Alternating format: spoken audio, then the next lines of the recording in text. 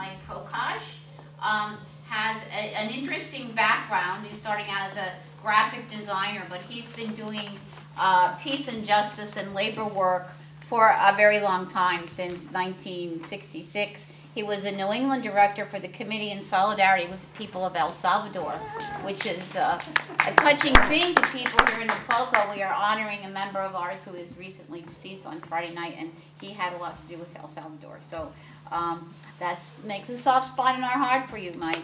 And then from 99 to 04, he was the coordinator for the Global Economy Program, United for a Fair Economy. So he was leading workshops, doing economic inequality, globalization.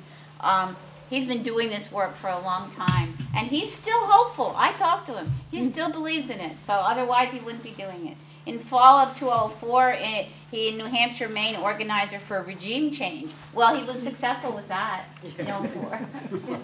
So that was good. A lot of labor community town meetings. And 04 to 08, he was a trainer at the University of Massachusetts Lowell Labor Extension Program. Again, unions, federations, labor councils, education about labor. Right now, he's communication and training organizer for Community Labor United, which includes supporting Green Justice campaign about home weatherization, etc., in the state of Massachusetts. So the boards that he's on that would be of interest to us are United for a Fair Economy, the United for Justice with Peace 25% Task Force, which is, I guess, the thing that he's here to talk about tonight, basically, and New Priorities, National Coordinating Committee, cut military spending, and that's a very exciting topic. So here you are, Mike Prokosch. Welcome.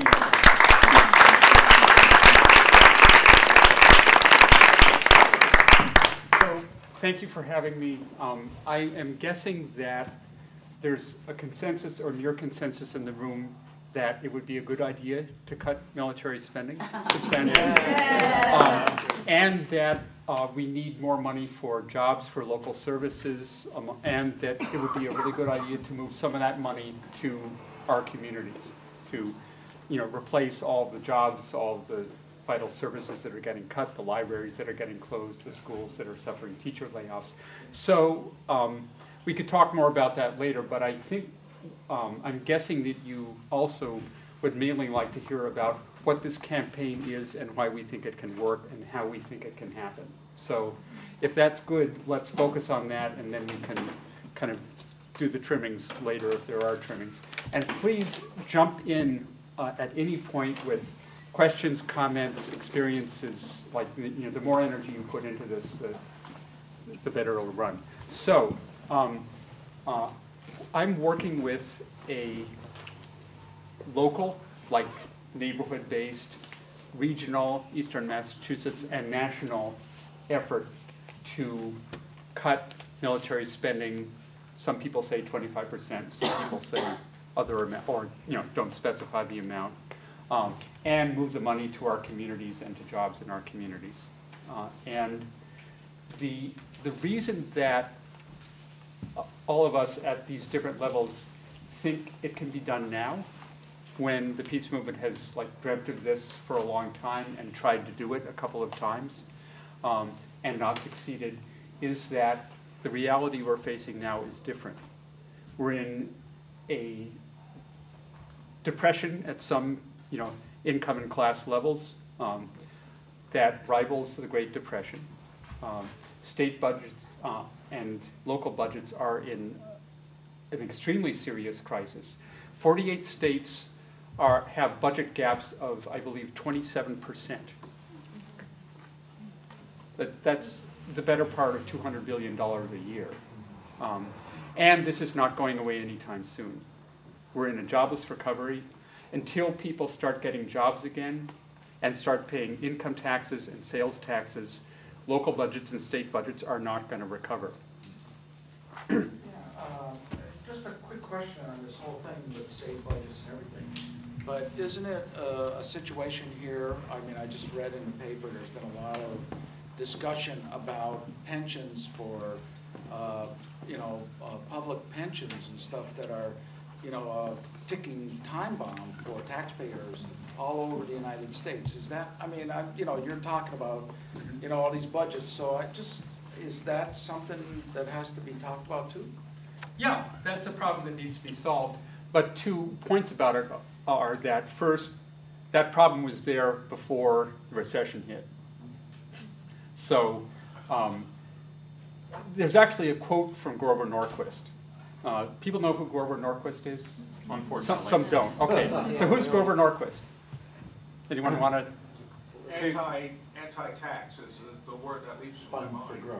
Yeah, head of Americans for Tax Reform, extremely powerful, you know, lobbyist and really kind of conservative movement leader. Shrink the government until you could drown it in a bath. Right, his most famous quote is, "I don't hate government, I simply want to reduce it to the size where I could drag it into the bathroom and drown it in the bathtub." A less famous quote is, everyone who is upset about their library hours being curtailed will know that the reason is that public workers have public pensions.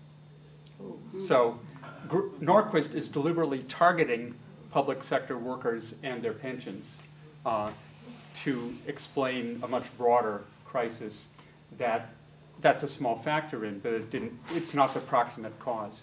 The other thing is that the reason that state governments and local governments are so over a barrel on public pensions is that the accounting industry changed the rules about how those have to be funded and accounted for, requiring them essentially to be fully funded up front from a system that was pay-as-you-go before.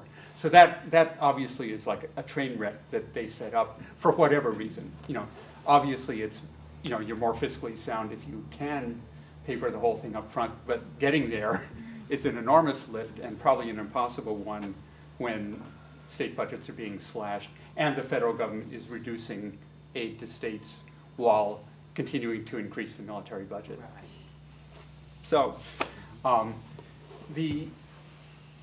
what this fiscal crisis is doing, this government budget crisis is doing, and the crisis for people who have or don't have jobs, is that it's creating enormous pressure on the political system to solve the problem.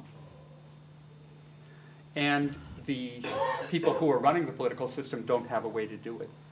Or rather, it's being blocked. I mean, you know, the economic crisis is really a political crisis. There are solutions out there, like a massive jobs program, which are being made politically impossible because people like Norquist are blaming government for the problem instead of Wall Street, which tore down the economy, and on and on and on.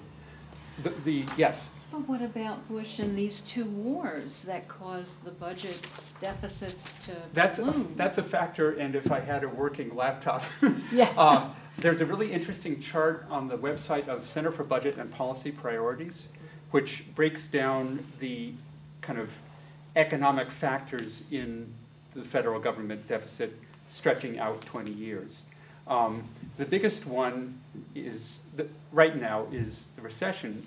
I'm actually not remembering how the chart breaks down, but the wars are a very big factor. The Bush tax cuts are a bigger factor.